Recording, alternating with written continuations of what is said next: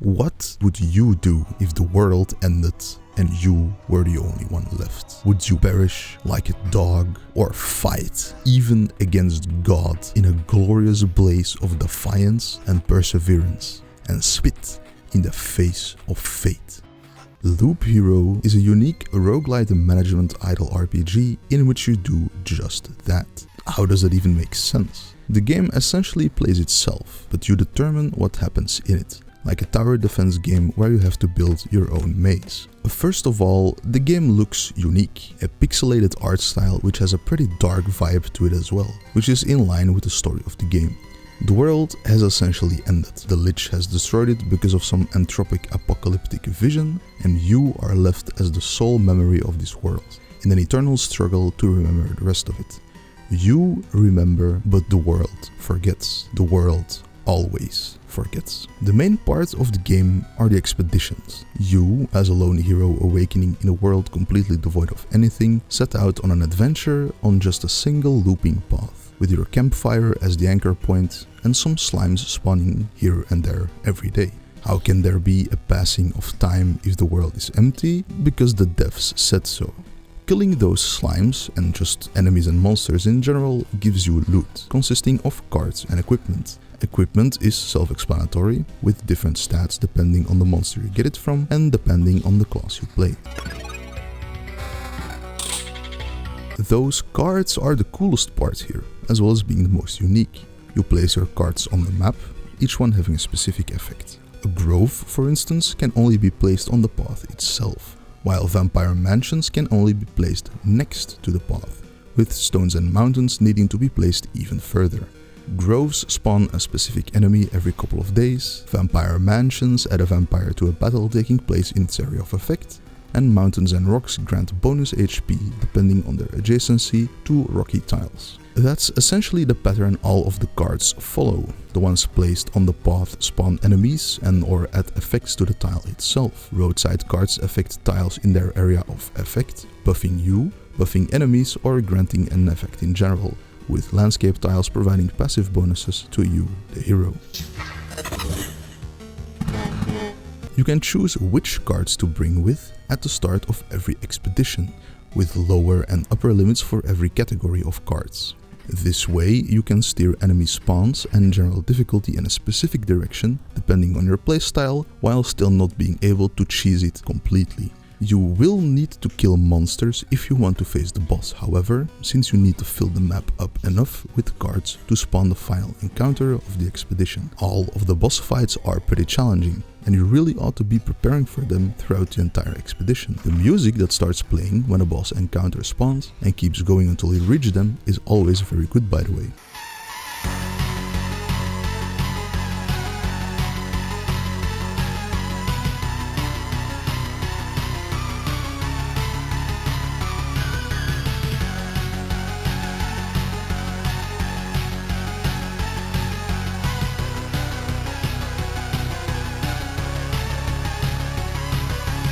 A few of those cards really are meant for specific classes, it seems. Forests spawn forest villages, for example, with enemies who can only counter, which is the perfect enemy for the necromancer. While spiders are so fast and slippery, you can't do shit against them, unless you're very tanky as the warrior or very evasive as the rogue.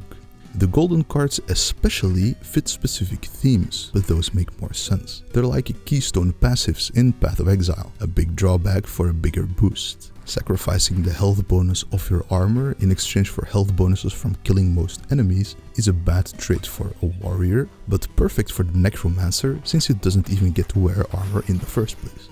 Items have an item level as well as a rarity, portrayed by the classic white, blue, yellow, orange color scheme. Rarer items aren't always better though, depending on what class you play and what traits you might have. The rogue can get a trait that gives a chance for a counterattack after an evade, so stacking evasion seems logical. So an orange gear piece without evasion is worse than a yellow one with evasion. Same for the necromancer, where stats are very important pertaining to your skelly boys.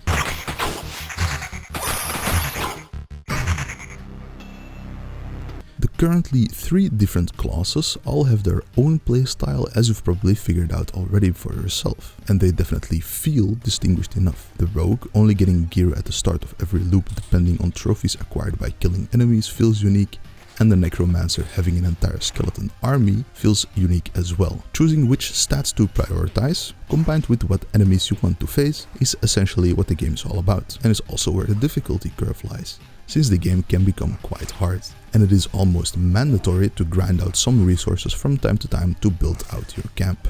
Your camp starts as a lone campfire, but constructing buildings and facilities with the help of other survivors will quickly turn it into more of a village than a camp, providing a whole host of buffs, new cards, new classes, the works. This is all done in service of trying to rebuild the world that got destroyed in the first place. Cards in an expedition essentially represent memories of the hero and memories of the monsters he slays, and placing them down remembers what used to be here, something like that. It is a Russian game, and the Russian devs are known for some elaborate plots and lore. All of the game's systems flow really well and work great together in this way. Talking about the plot, it takes some surprising turns here and there. After facing the Lich for the first time, a lot of details get revealed and mystery gets added. Later down the line, you can unlock extra lore entries in an encyclopedia, including lore surrounding the various bosses, and it gets very interesting as to what exactly is going on here. I've mentioned the gameplay itself, but this is only true in regards to combat and movement, with your hero just marching on unless you go into planning mode yourself. When you encounter an enemy, combat will ensue, which is fully automatic as well, relying solely on stats and dice rolls. Personally, I'm quite mixed on this. It makes sense gameplay-wise, and even makes sense story-wise as well, somehow, but getting shit on by the boss or gang raped by goblins while all you can do is watch is not very fun. The goblin problem would be one of your own making though, as I've alluded to before, since goblin camps only spawn after you put down enough rocky landscapes for them to spawn. And even then, the camp can be removed with an Oblivion card. Practically all of your battles and hardships are ones you have laid out for yourself. The main annoyance with this combat system is that easy targets get ignored from time to time, like a vampire almost being dead, then summoning his swarm of bats, and the hero not finishing the vampire but trying to kill the swarm of bats first. Or just unlucky RNG in general, with the enemy evading 5 attacks in a row, or you taking 5 attacks to the face in a row yourself despite your high evasion. But most of, if not all, of the regular encounters you have are again of your own making. Putting a village next to a vampire mansion on the first loop and you getting eaten alive by the ghouls present in the now ransacked village is your problem. The RNG doesn't stop there, however, with it also playing a role in the loot you get. If you're going for a high attack speed build, but don't get any forests or thickets for 2 entire loops, that sucks ass. Not getting anything above a level 4 white weapon before facing the boss, that sucks ass too. There are certainly enough encounters that guarantee good loot though. Flesh golems drop the best loot out of all enemies I think, and treasuries or village quests can also reward some good stuff. But even then, they might not be the type of equipment you want or need. To put it simply, if you hate RNG in a game, you won't like this one. Who knew, right? RNG in my roguelite, who'da thunk?